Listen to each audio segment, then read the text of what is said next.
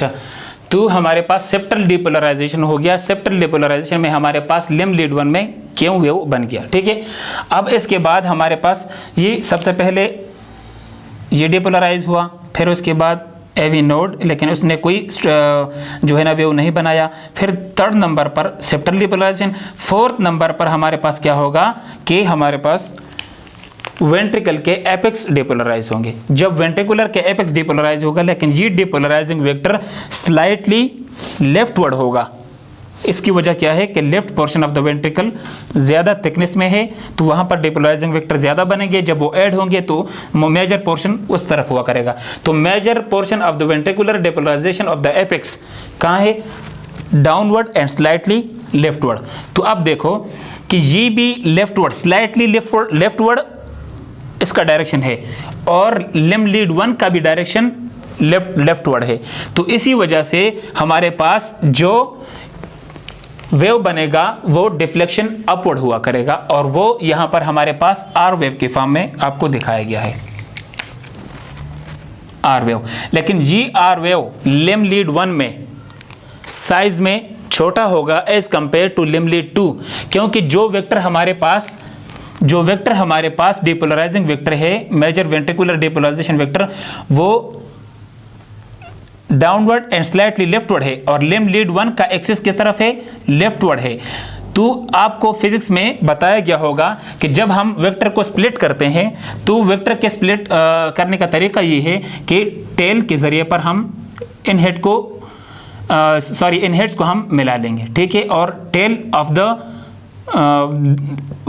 This vector and tail of the vector of जो होता है हमारे पास एक्सिस का, उसको मिला देते हैं। तो ये आपस में मिल गए और हेड्स आपस में मिल गए, ठीक है।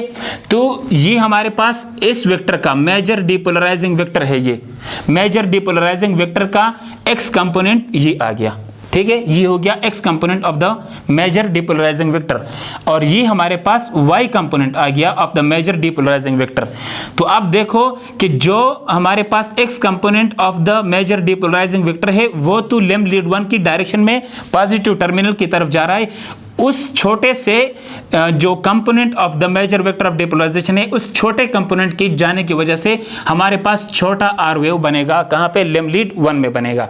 और जो वाई कंपोनेंट है हमारे पास, ये लिम्ब लीड 1 की डायरेक्शन के अपोजिट है, यानी परपेंडिकुलर है, और गाइटन में साफ तौर पर लिखा हुआ है कि जो हमारे पास वेक्टर या वेक्टर का कोई पोर्शन हमारे पास एक्सिस के परपेंडिकुलर जाता होगा तो वहां पर कोई पोटेंशियल वोल्टेज रिकॉर्ड नहीं होगा, ठीक है।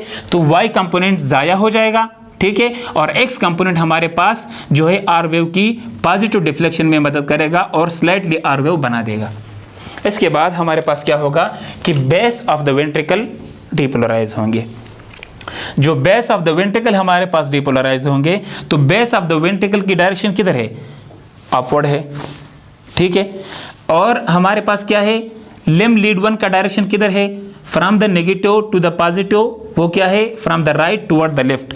तो लिम्ब लीड 1 का डायरेक्शन किधर है? Rightward to positive, from the right side toward the positive side, यानी पॉजिटिव टर्मिनल की तरफ। और सेप्टल जो हमारे पास बेजल डिपोलर, ये बेजल रीजन है, ये वेंट्रिकल के बेस हैं, ठीक है।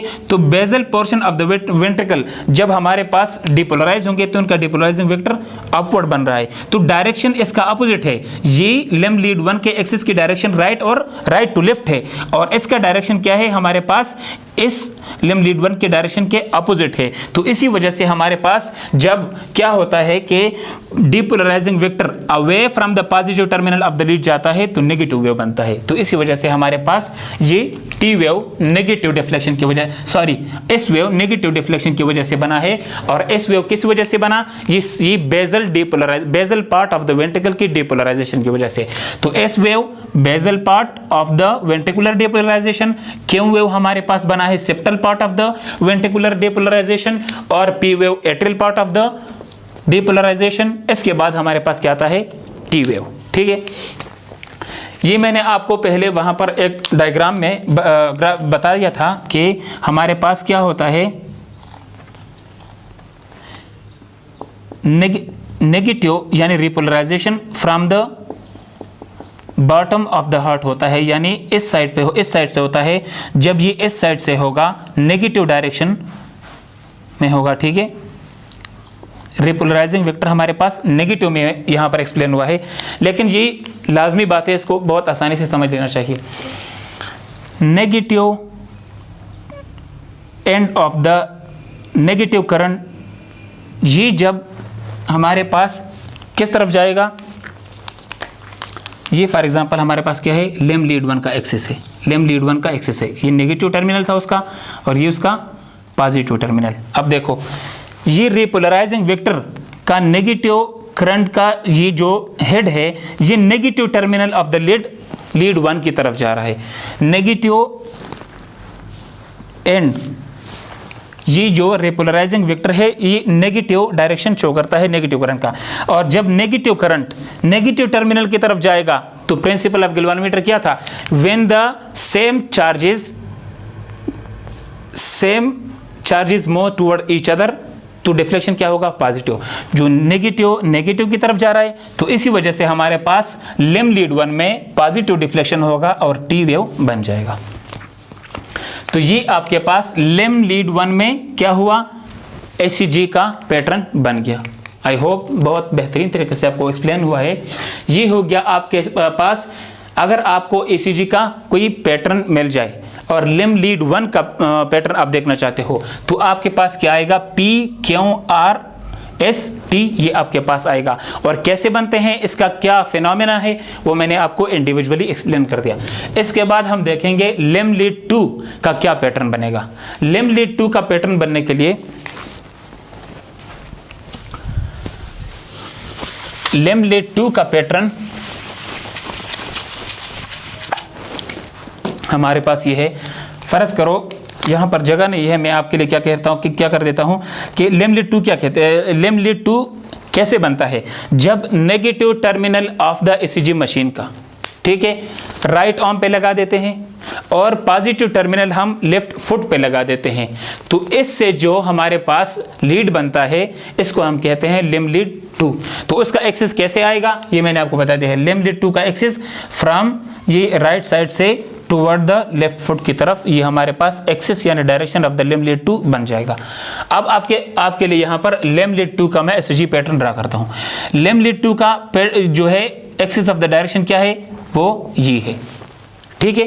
लेम लीड 2 का डायरेक्शन एक्सिस का ये है। अब एट्रियल डीपोलराइजिंग वेक्टर कैसा था, एट्रियल डीपोलराइजिंग वेक्टर हमारे पास डाउनवर्ड था और लेम लीड 2 क्या है, वो भी डाउनवर्ड है। तो ये उसका पॉजिटिव है लेम लीड 2 का टर्मिनल और ये नेगेटिव टर्मिनल है। और हमारे पास एट्रियल डीपोलराइजिंग वेक्टर डाउनवर्ड होता है और स्लाइटली लेफ्टवर्ड होता है, और यहाँ पर axis of the lame lead 2 भी डाउनवर्ड है और स्लाइटली लेफ्टवर्ड है। तो हमारे पास क्या बनेगा, ईसीजी में पी वेव बनेगा, अपवर्ड डिफ्लेक्शन हुआ करेगा। क्या, अपवर्ड डिफ्लेक्शन। इसकी किसकी वजह से कि सेम डायरेक्शन की तरफ डीपोलराइजिंग वेक्टर भी जाता है और एक्सिस भी जाता है। इसके बाद हमारे पास सेप्टल डीपोलराइजेशन होगा। जब एट्रियल डीपोलराइज हो गया, सेप्टल डीपोलराइजेशन, तो सेप्टम में हमारे पास क्या होता है कि septal depolarising vector from the left side toward the right and upward होता है, ठीक है। जो हमारे पास सेप्टल डीपोलराइजिंग वेक्टर है from the left toward the right and slightly upward, तो ये हमारे पास लेम लीड 2 के जो एक्सिस है उसके अपोजिट डायरेक्शन में जाता है। जब हमारे पास positive depolarizing current positive terminal से अवे जाएगा तो क्या होगा, हमारे पास वेव क्या बनेगा, नेगेटिव वेव बनेगा। तो इसकी वजह से हमारे पास क्यू वेव बन जाएगा, ठीक है। और बीच में जो ये स्ट्रेट लाइन है ये एविनोडल की वजह से, चूंकि एविनोड में हमारे पास लेम लीड 1 में मैंने बता दिया है कि क्या होगा, लेम लीड 1 में मैंने बताया कि एविनोड में हमारे पास इतना वोल्टेज नहीं होता कि वो नीडल को हिला सके, तो ये स्ट्रेट लाइन बन जाएगा। इसके बाद हमारे पास क्या होगा, मेजर वेंट्रिकुलर डीपोलराइजिंग वेक्टर जो कि एपेक्स वाला होता है, वो भी डाउनवर्ड और लेफ्टवर्ड होता है। एक्सिस ऑफ द लीड 2 भी डाउनवर्ड और स्लाइटली लेफ्टवर्ड है। तो जब पॉजिटिव चार्जेस डीपोलराइजिंग वेक्टर का positive and positive terminal of the axis की तरफ जाएगा तो आर वेव हमारे पास पॉजिटिव डिफ्लेक्शन का बन जाएगा, ठीक है। लेकिन यहां पर ये जो सेप्टम का डीपोलराइजिंग वेक्टर है वेंट्रिकुलर, सेप्टम का नहीं, वेंट्रिकल के एपेक्स का जो मेजर डिपोलराइजिंग वेक्टर है ये मुकम्मल लीड 2 के डायरेक्शन में जाता है, इसलिए आर वेव हमारे पास लीड 2 में ज्यादा वोल्टेज का नजर आएगा। ठीक है, इसके बाद हमारे पास क्या होगा कि फिर ये बेजल वेक्टर्स थे, तो बेजल वेक्टर्स का डायरेक्शन किधर होगा?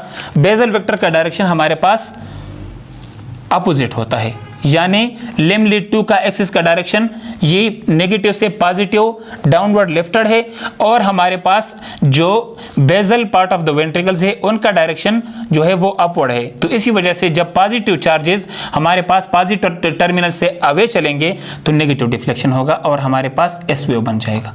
ठीक है, इसके बाद हमारे पास क्या होगा कि पूरा वेंट्रिकल हमारे पास डिपोलराइज हो जाता है। जब पूरा वेंट्रिकल हमारे पास डिपोलराइज हो जाता है तो वहां पर कोई भी डिफ्लेक्शन नहीं हुआ करेगा, यानी कि उस जब पूरा वेंट्रिकल पूरा हार्ट हमारे पास डिपोलराइज हो गया तो डिपोलराइज जब पूरा हार्ट हो गया तो उस वक्त कोई रिकॉर्डिंग फिर नहीं होगी, तो फिर हमारे पास स्ट्रेट लाइन आएगा। ठीक है, इसके बाद फिर क्या होगा कि रीपोलराइजिंग वेक्टर होगा। रीपोलराइजिंग वेक्टर क्या है? रीपोलराइजिंग वेक्टर, चूंकि मैंने कहा था कि वेंट्रिकल जो है वो एपेक्स से यानी बॉटम से अपवर्ड की तरफ डिपोलराइज होता है पहले, तो रीपोलराइजिंग वेक्टर ऐसे होता है और उसके एंड पे नेगेटिव साइन लगाया जाता है, क्योंकि वो रीपोलराइजेशन नेगेटिव करंट जाहिर करता है। तो जब नेगेटिव सेम चार्जेस यानी नेगेटिव करंट का जो नेगेटिव एंड है वो negative terminal of the lead 2 की तरफ जाएगा तो अपवर्ड डिफ्लेक्शन होगा, क्योंकि जब सेम चार्जेस एक दूसरे की तरफ जाते हैं तो डिफ्लेक्शन अपवर्ड होता है। तो ये हमारे पास टी वेव हो गया। ठीक है, तो इसी तरीके से हमारे पास ये लेम लीड 2 का ECG पैटर्न भी बन गया। अच्छा, तो अब चूंकि हमारे पास लेम लीड 1 और 2 हो गया, तो अब हमारे पास क्या होगा कि लेम लीड 3 कैसे बनेगा? नेगेटिव टर्मिनल को हम कहां पे लगा देंगे? लेफ्ट आर्म पे लगा देंगे, लेफ्ट रेस्ट जॉइंट पे लगाते हैं। ठीक है, लेफ्ट रेस्ट जॉइंट पर, और पॉजिटिव टर्मिनल को हम कहां पे लगा देते हैं? लेफ्ट फुट पे लगा देते हैं। जब नेगेटिव टर्मिनल हमारे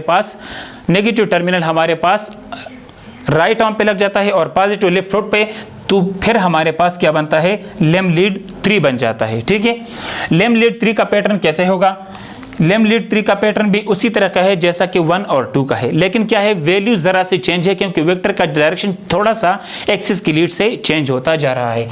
देखो, जो एट्रियल डिपोलराइजिंग वेक्टर है ये भी डाउनवर्ड जा रहा है। ठीक है, और एक्सिस ऑफ द लीड भी, थर्ड लीड भी, इसका डायरेक्शन भी डाउनवर्ड है, यानी दोनों पॉजिटिव टर्मिनल की तरफ जा रहे हैं, सेम पोर्शन सेम टर्मिनल की तरफ जा रहे हैं। जब हमारे पास डिपोलराइजिंग वेक्टर का head toward the positive terminal of the lead जाएगा, ये तो पूरा नहीं जाता लेकिन इसका एक्स कंपोनेंट जाता है। ठीक है, जैसा कि मैंने पहले उसको स्प्लिट किया था, इस वेक्टर का एक कंपोनेंट पॉजिटिव टर्मिनल की तरफ जा रहा है और एक इस लिम लीड के परपेंडिकुलर जा रहा होता है। परपेंडिकुलर वाला कोई वोल्टेज रिकॉर्ड नहीं करता, एक्स कंपोनेंट हमारे पास वोल्टेज रिकॉर्ड कर देता है। तो जो हमारे पास एट्रियल डिपोलराइजिंग वेक्टर का एक्स कंपोनेंट जो हमारे पास पॉजिटिव एंड की तरफ जाएगा और ये भी पॉजिटिव एंड की तरफ जो है लिम लीड 2 का 3 का डायरेक्शन है, तो वेव हमारे पास P पॉजिटिव अपवर्ड डिफ्लेक्शन हुआ करेगा। ठीक है, फिर उसके बाद एवी नोड है, एवी नोड में इतना करंट नहीं पैदा होता, तो फिर स्ट्रेट लाइन हमारे पास बनेगी। फिर उसके बाद हमारे पास क्या होता है, ये स्ट्रेट लाइन हमारे पास एवी नोडल डिपोलराइजेशन का पार्ट जाहिर करता है। इसके बाद क्या होता है कि क्यों वेव बनता है? क्यों वेव सेप्टल डिपोलराइजेशन, जब सेप्टम में हमारे पास लेफ्ट साइड से अपवर्ड और राइटवर्ड डिपोलराइजेशन वेक्टर होगा तो क्या होगा कि ये लेम लीड 3 से अपोजिट जा रहा है, इसकी डायरेक्शन अपोजिट है और इसकी डायरेक्शन अपोजिट है। जब हमारे पास डिपोलराइजेशन वेक्टर का positive and away from the positive end of the lame lead 3 से चलेगा तो डिफ्लेक्शन नेगेटिव हुआ करेगी। क्यों wave septal depolarisation of the lame lead 3। इसके बाद हमारे पास आर वेव बनेगा। आर वेव में हमारे पास किसकी वजह से है, ये हमारे पास एपेक्स और मेजर वेंट्रिकुलर पोर्शन का डिपोलराइजेशन वेक्टर है, ये स्लाइटली डाउनवर्ड और लेफ्टवर्ड है और ये भी हमारे पास लिम लीड का डायरेक्शन डाउनवर्ड है। तो दोनों पॉजिटिव टर्मिनल की तरफ जा रहे हैं, एक्सिस भी पॉजिटिव टर्मिनल की तरफ है और मेजर वेंट्रिकुलर डीपोलराइजेशन भी पॉजिटिव टर्मिनल की तरफ, तो आर वेव हमारे पास पॉजिटिव डिफ्लेक्शन की वजह से बन जाएगा। ठीक है, ये आर वेव हमारे पास क्या जाहिर करता है, वेंट्रिकुलर के जो एपेक्स और मेजर वेंट्रिकुलर पार्ट है उसके डीपोलराइजेशन को जाहिर करता है।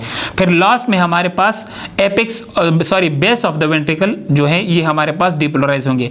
बेस ऑफ द वेंट्रिकल का डीपोलराइजिंग वेक्टर जो है वो लिम्ब लीड ट्री के डायरेक्शन से अपोजिट जा रहा है, और जब हमारे पास वेक्टर पॉजिटिव एंड से अपोजिट चला जाएगा डीपोलराइजिंग वेक्टर, और तो हमारे पास नेगेटिव डिफ्लेक्शन हुआ करेगी, और जब नेगेटिव डिफ्लेक्शन होगा तो इसमें हमारे पास ये एस वेव बन जाएगा। लिम्ब लीड ट्री में भी एस वेव बन जाएगा, क्यों वेव बन गया, ये पी क्यों इंटरवल हो गया, ये हमारे पास पी वेव बन गया, ये हमारे पास आर वेव बन गया, ये एस वेव बन गया। अब आखिर ये एस टी सेगमेंट है, एस और ये वहाँ पर ये चूंकि टी वेव है और ये एस है तो एस के दौरान ये एस टी सेगमेंट है। ये स्ट्रेट क्यों आता है, ये इसलिए आता है कि जब हमारे पास एट्रिया डिपोलराइज हो गया, सेप्टम डिपोलराइज हो गया, एपेक्स डिपोलराइज हो गया, बेस डिपोलराइज हो गया, पूरा हार्ट जब डिपोलराइज हो जाता है तो फिर हमारे पास नीडल डिफ्लेक्शन और नहीं कर सकता, जहां पर से करना होता है वो वहां पर कर चुका होता है, तो इसी वजह से स्ट्रेट लाइन हमारे पास ये आ जाता है। लास्ट में हमारे पास क्या होता है कि जब वेंट्रिकल दोबारा रीपोलराइज होता है तो हमारे पास क्या होता है कि ये हमारे पास इसके बॉटम से रिपोलराइज होता है। जब ये यहां से रिपोलराइज होता है तो नेगेटिव करंट अपवर्ड जा रहा होता है। जब नेगेटिव करंट हमारे पास लिम्ब लीड के नेगेटिव एंड की तरफ जाएगा, क्योंकि लिम्ब लीड 3 भी हमारे पास क्या है, ये लिम्ब लीड 3 का हमारे पास क्या था, एक्सिस था, ये इसका नेगेटिव एंड और ये इसका पॉजिटिव एंड था। क्योंकि ये नेगेटिव करंट रिपोलराइजिंग करंट ये negative terminal of the limb lead 3 की तरफ जा रहा है, और जब हमारे पास सेम चार्जेस एक दूसरे की तरफ जाते हैं तो पॉजिटिव डिफ्लेक्शन होता है, इसी वजह से भी टी वेव पॉजिटिव डिफ्लेक्शन की वजह से बन जाता है।